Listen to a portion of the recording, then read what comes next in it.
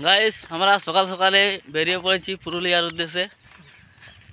প্রচণ্ড গরমে ঘেমে যাচ্ছি পুরো। দেখতে পাচ্ছ এখন আমরা স্টেশনে পৌঁছে গেছি। এই যে তার নাম খড়িও।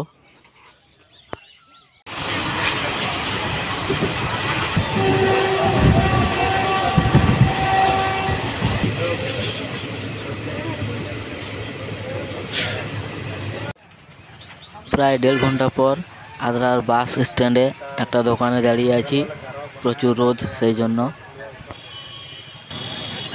এখন আমরা পুরুলিয়া যাব। এই যে বাস দাঁড়িয়ে আছে,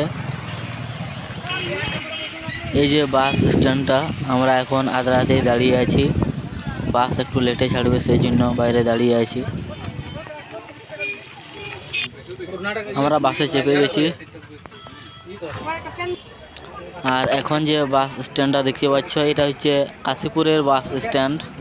এখানে 10 মিনিট দাঁড়াবে, তারপরে পুরুলিয়া যাব আবার।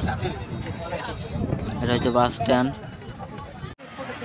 পুরুলিয়া যেতে যেতে ভাঙড়াতে আমরা দুজন নেমে পড়ি, প্রচুর গরম সেই জন্য।